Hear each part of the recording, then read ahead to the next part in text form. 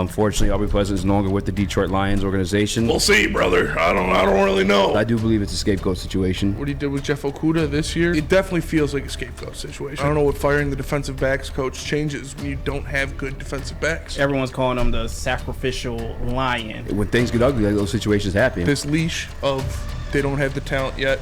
We'll see where this goes. When you have to give the same to the position coaches. They're working with the same talent. Things are looking scary for Aubrey Pleasant. You think he's struggling at all? Looking for work after today? If you don't know, the Detroit Lions let go of defensive backs coach Aubrey Pleasant, no longer with the organization. But initial reaction to that one, Spinny? I think he got scapegoated. I don't think it was even Dan Campbell when they asked him in his presser. They're like, "How does this change things?" He's like, well, we'll see, brother. I don't really know." I was like, "Oh God," I had to turn it off. I couldn't listen to it. Yeah, he did, quite literally. But at the same time, too, like I don't know if he's like being vague. No, Dan Campbell's not that type of guy to be he vague. didn't know because there's no accurate response. Yeah. How is this going to help going forward?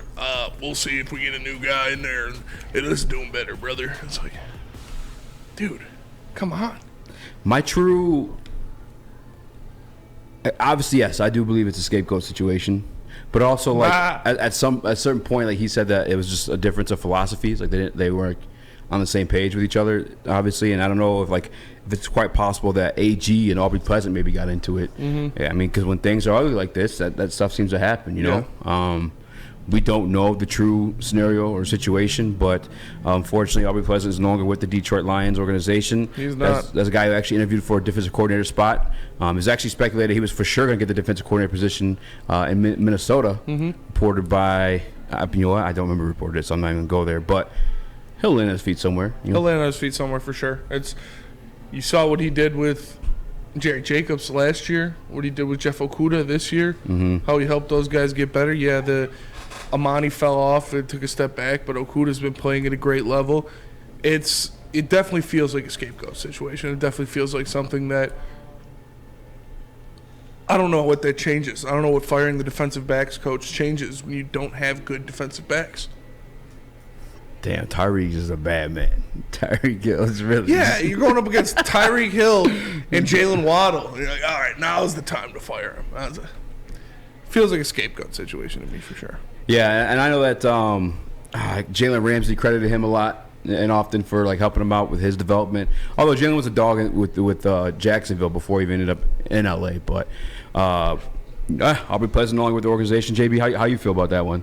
Scapegoat? Well, everyone's calling him the sacrificial lion right now, so that's basically what it is. I mean, they had to let go of somebody, so he's just a fall guy right now.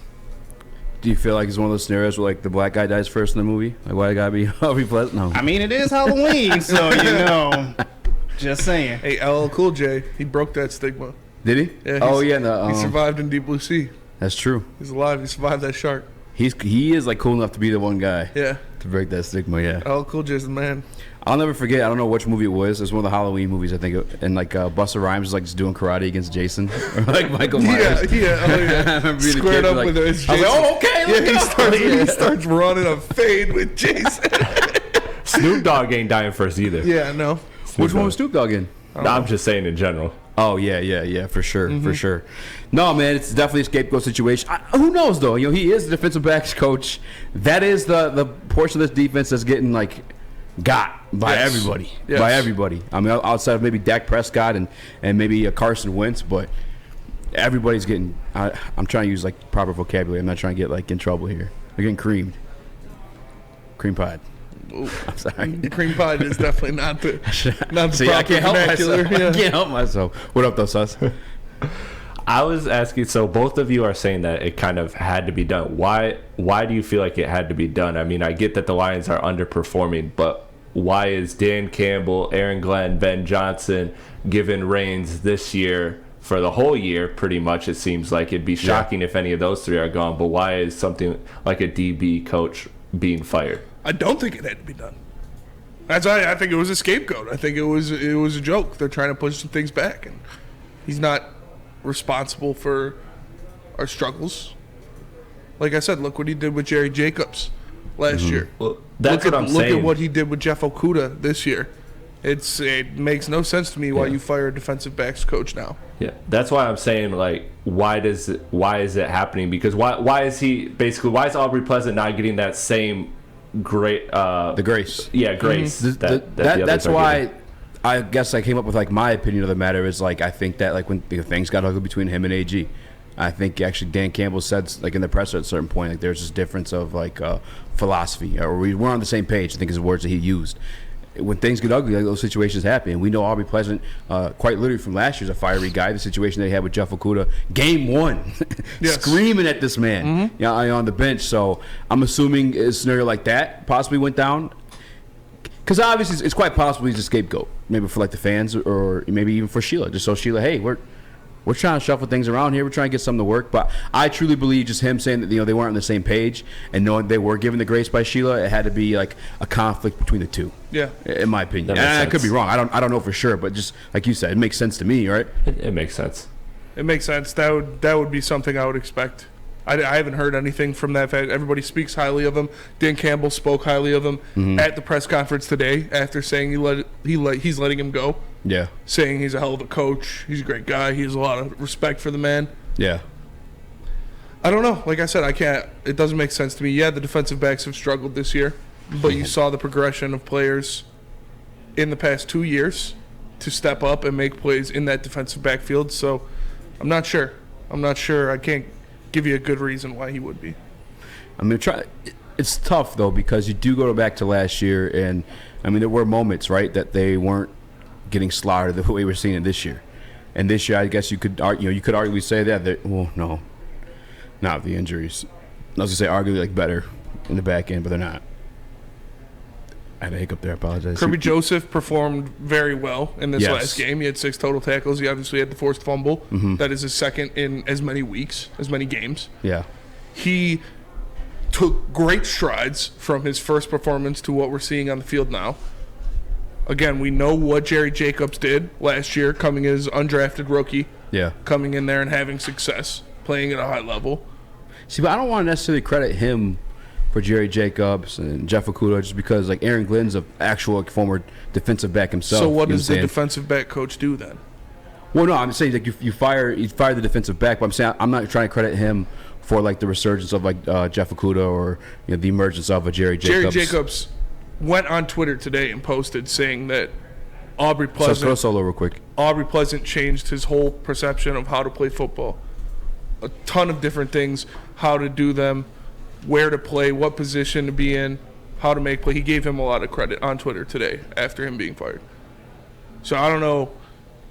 Yeah, does Aaron Glenn deserve credit for it? Yes, obviously. But I think you also have to give the defensive back coach credit for defensive back's performance. Like, what's he going to do with A.J. Parker? Yeah. A.J. Parker versus Tyreek Hill. Yeah. It's not a matchup you're going to win very often. Yeah, man, that's kind of been like my defense of like Aaron Glenn. Defend the Glenn! That's why I'm wearing my superhero cape.